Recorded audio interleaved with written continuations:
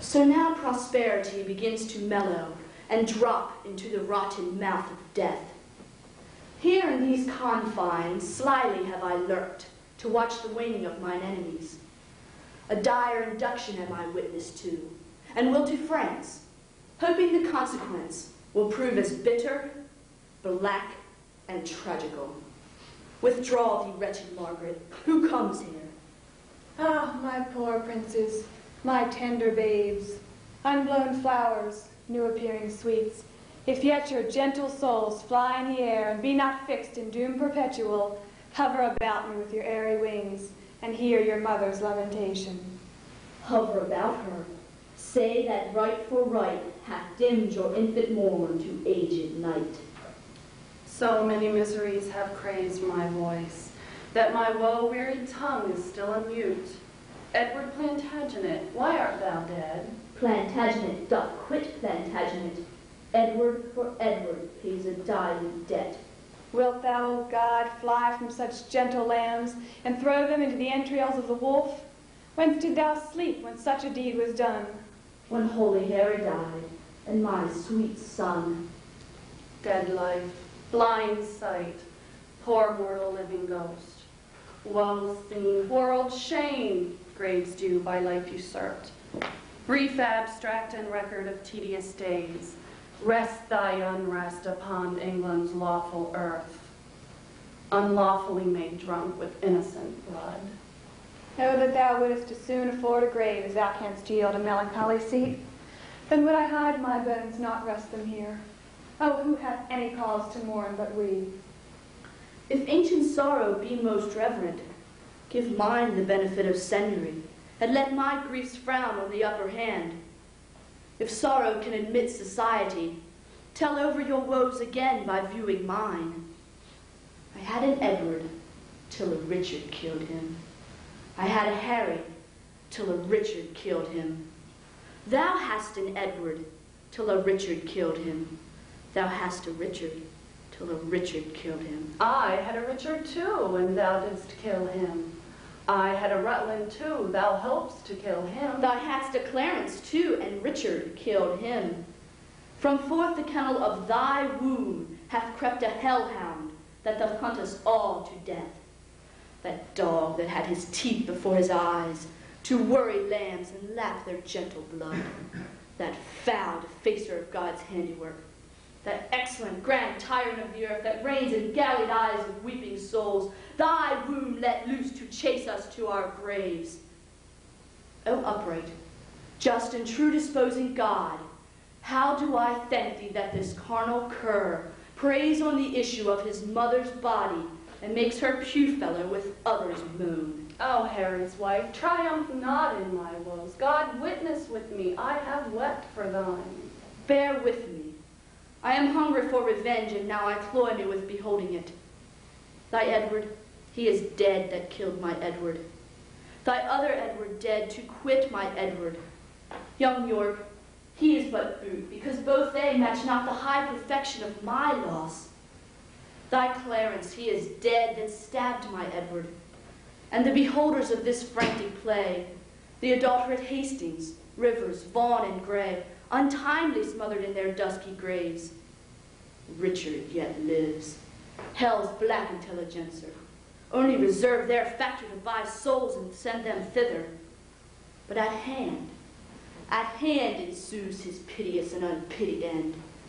Earth gapes, hell burns, fiends roar, saints pray to have him suddenly conveyed from hence. Cancel his bond of life, dear God, I pray, that I may live and say, the dog is dead. Oh, thou did prophesy the time would come when I should wish for thee to help me curse that bottled spider, that foul, bunched-back toad. I called thee then vain flourish of my fortune. I called thee then poor chateau painted queen, the presentation of but what I was, the flattering index of a direful pageant, one heaved high to be hurled down below, a mother only mocked with two fair babes, a dream of what thou wast, a garish flag to be the aim of every dangerous shot, a sign of dignity, a breath, a bubble, a queen in jest, only to fill the scene. Where is thy husband now? Where be thy brothers? Where be thy 2 sons? Wherein dost thou joy? Who sues and kneels and says, God save the queen? Where be the bending peers that flattered thee? Where be the thronging troops that followed thee?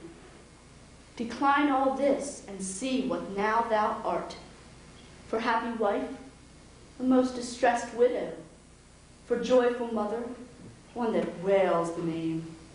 For one being sued too, one that humbly sues. For queen, a very caitiff crowned with care. For she that scorned at me, now scorned of me. For she being feared of all, now fearing one. For she commanding all, obeyed of none. Thus hath the course of justice whirled about, and left thee but a very prey to time, having no more but thought of what thou wast to torture thee the more, being what thou art. Thou didst usurp my place, and dost thou not usurp the just proportion of my sorrow? Now thy proud neck bears half my burthened yoke, from which even here I slip my weary head and leave the burthen of it all on thee. Farewell, York's wife and queen of sad mischance. These English woes shall make me smile in France. O thou well skilled in curses, stay a while, and teach me how to curse mine enemies. Forbear to sleep the nights, and fast the days. Compare dead happiness with living woe. Think that thy babes were sweeter than they were, and he that slew them fouler than he is. Bettering thy loss makes the bad causer worse. Revolving this will teach thee how to curse. My words are dull. Oh, quicken them with thine. Thy woes will make them sharp and pierce like mine. Why should calamity be full of words? Windy attorneys to their clients' woes, airy successors of intestate joys, poor breathing orators of miseries, let them have scope. Though what they will impart help nothing else, yet do they ease the heart. If so, then, be not tongue-tied, go with me, and in the breath of bitter words let smother my damned son, that thy 2 sweet sons smothered.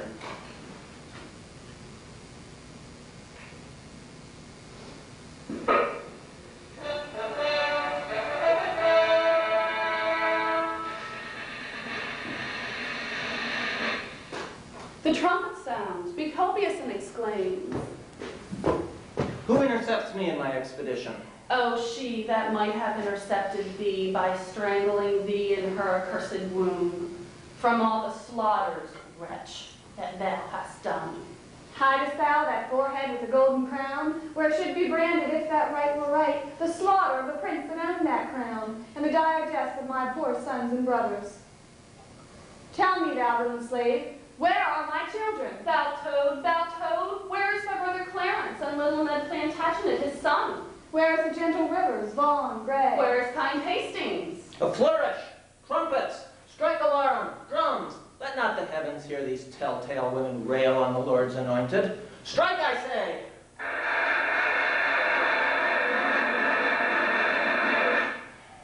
Either be patient and entreat me fair, or with a clamorous report of war thus will I drown out your exclamations.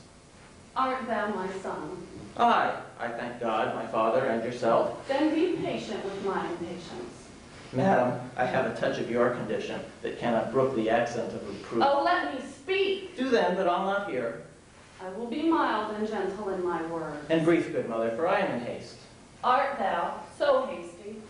I have stayed with thee, God knows, in torment and in agony.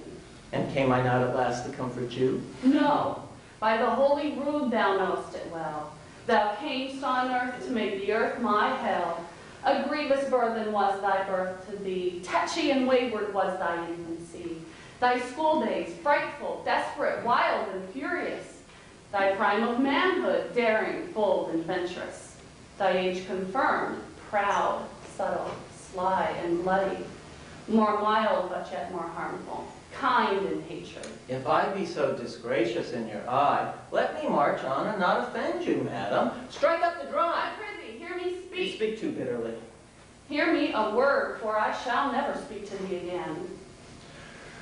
So, Either thou wilt die by God's just ordinance, ere from this war thou turn a conqueror, or I, with grief and extreme age, shall perish, never to behold thy face again. Therefore, take with thee my most grievous curse, which in the day of battle tire thee more than all the complete armor that thou wearest. My prayers on the adverse party fight, and there the little souls of Edward's children whisper the spirits of thine enemies, and promise them success and victory. Bloody thou art, bloody shall be thy end. Shame serves thy life, and doth thy death attend. Though far more cause, yet much less spirit or curse abides in me, I say amen to her.